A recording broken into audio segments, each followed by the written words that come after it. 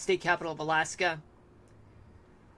There is a all-cloud front located in the southern tip of Alaska, and it's all connected to all the warm and cold fronts. They're all ready to move into the Pacific Northwest, though. Hold on a minute.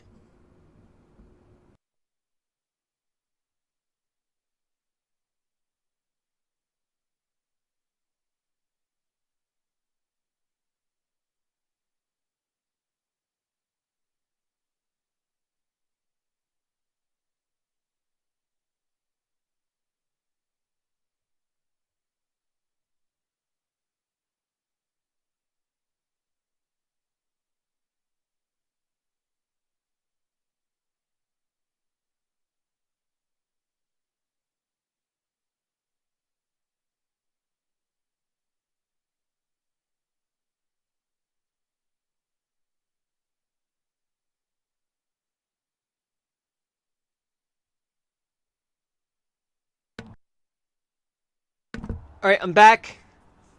Yeah, it was background noise, copyrighted music. Alright, now let's switch gears to here. Let's take a look.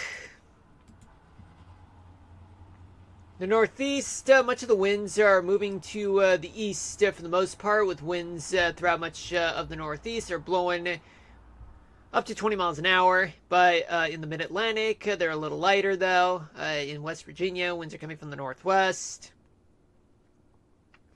What does the pink-colored front mean again? Actually, while the one if you're referring to the one in Alaska, that's actually purple, and it's an occluded front. An occluded front is when you get this type of front where a cold front overtakes a warm front, because a cold front usually moves faster than a warm front. Where a warm front, well, has warm air right behind it, but it takes a little more time, for an area to warm up, but it tends to get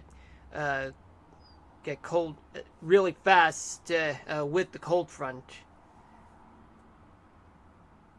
I mean, I do have a weather topic of the day from like months ago, if you want to refer back to that. I mean, it is here on Twitch, but yeah, there is, what is an occluded front? I mean, yeah, it's been months, and I had a lot of weather topics of the day that I've done since February. Yeah, but regardless, the occluded front does bring in plenty of wet weather there, some strong weather, some strong winds at times. Sorry about that. Okay.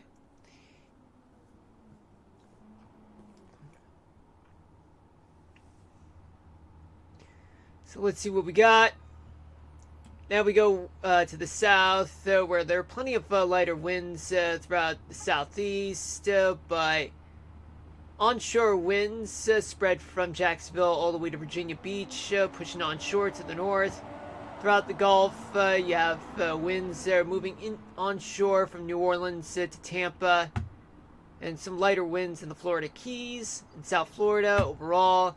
Offshore flow throughout western New Orleans, blowing into southern Texas. But they're blowing up to 20 miles an hour in places where there are strong winds. In the lower Mississippi Valley, you have winds that are coming from the north, blowing up to 20 miles an hour. But in western Texas, winds are blowing to the north at up to 30 miles an hour. But the western tip, just lighter winds, though.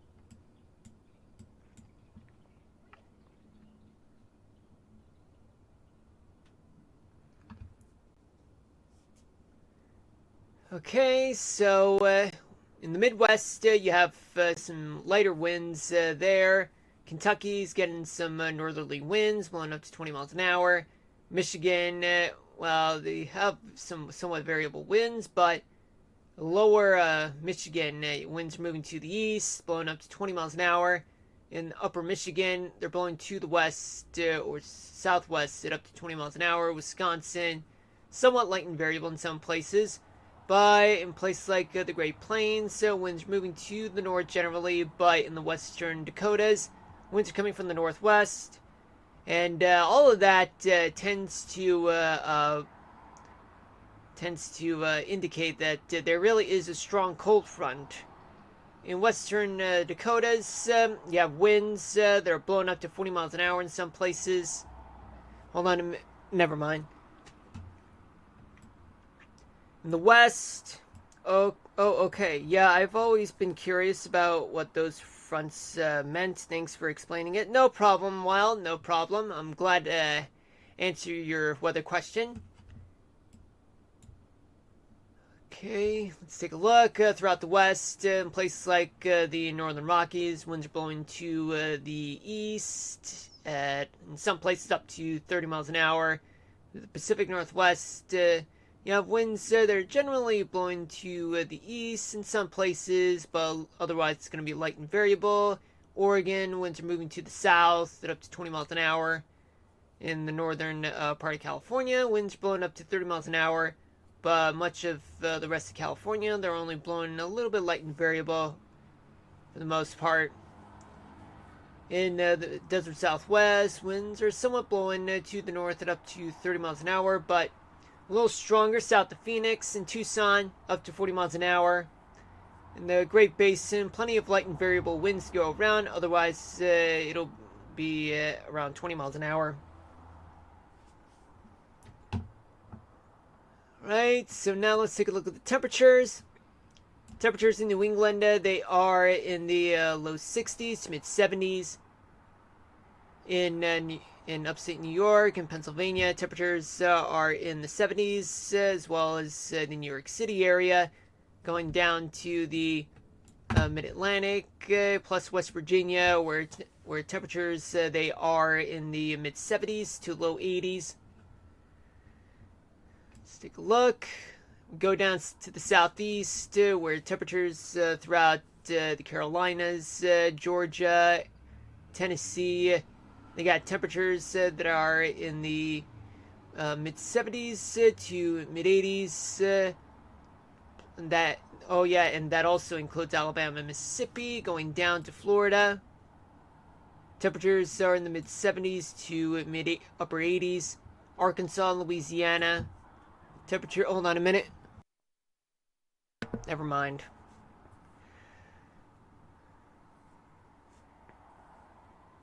In Arkansas, temperatures are in the upper 70s to low 80s. Louisiana, 80s. In Oklahoma, temperatures are in the 80s. And we go down to Texas, where temperatures are in the 80s to mid 90s. In the Ohio Valley, temperatures throughout places like throughout much of the Ohio Valley, temperatures range from the upper 60s to low 80s.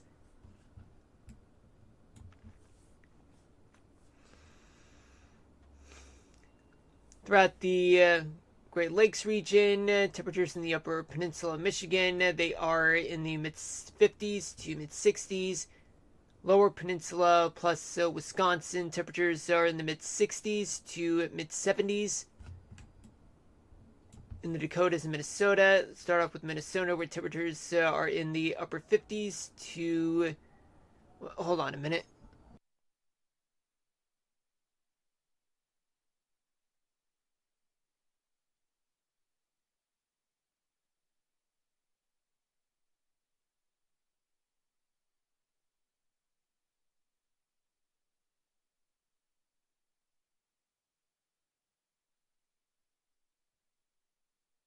Alright.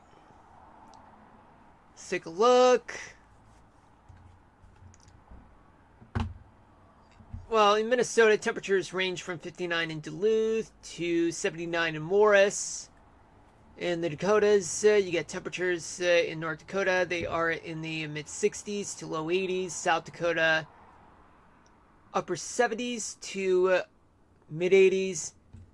Going down the Missouri River, then you get throughout the 4 states, where in Iowa, temperatures are in the 80s, along with Nebraska, Kansas, Missouri. Temperatures there, they're in the mid 70s to low 80s. Then we go to the northern Rockies. Temperatures there in Montana, they are in the 60s to low. Actually, they range from the mid 60s to upper 70s. In Idaho, in the northern half of the state, temperatures are in the 60s, 70s in the southern half. Wyoming, temperatures are in the 70s, going down to Nevada, Utah, and Colorado. In Colorado, the temperatures are in the 70s to 80 degrees. Utah, temperatures are in the 70s to low 80s. Nevada, temperatures are in the 70s to low 80s. Wow. Yeah, and that's because you do have a lot of cooling that's going on, but yet, even though they got some light and variable winds there. Let's take a look. In New Mexico and Arizona. In New Mexico, temperatures are range from 71 in Gallup to 89 in Carlsbad. Arizona, in the northern half of the state, they range from 57 in Flagstaff to 73 in Kingman. In the southern half of the state, temperatures, they range from 77 in Phoenix to 93 in Yuma. Quite a contrast between Phoenix and Yuma. From what I can suspect is that there's been a lot of cooling that's going on throughout much of southern Arizona, except for Yuma. In California, let's take a look. We got 64 in Eureka. The temperatures are in the upper 70s to mid 80s in the Bay Area, San Francisco. 79 in LA, 70 in San Diego, 89 in Indio. Temperatures throughout the Central Valley, California, they're in the mid 80s to mid 90s. And finally, in the Pacific Northwest, temperatures there in Oregon, they are in the upper 60s to mid 70s. Washington State, temperatures are in the low 60s to low 70s.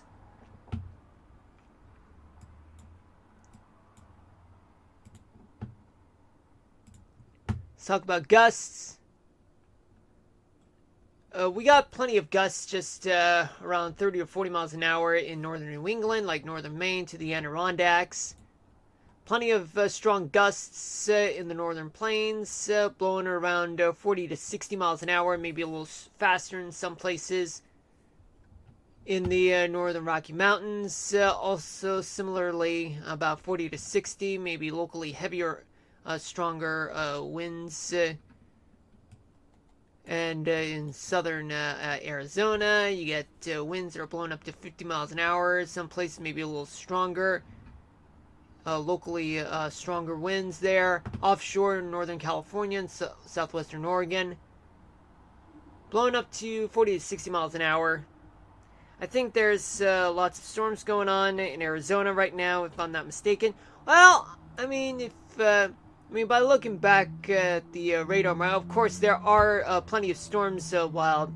I did mention that there are plenty of flash flood warnings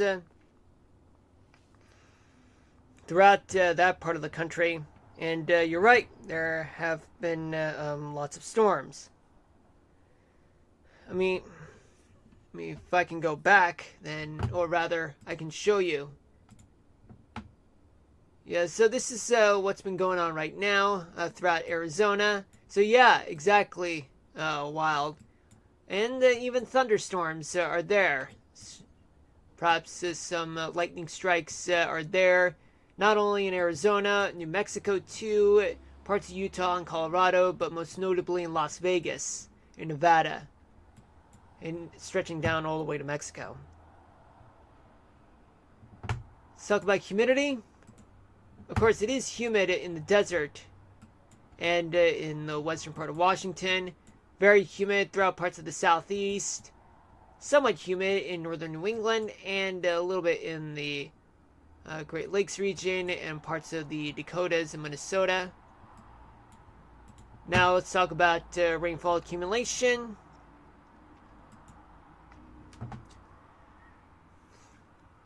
See, we got a lot of rain that's happening throughout the southeast, just up to an inch or two, maybe heavier amounts in localized areas. And of course in Arizona, just up to an inch or two.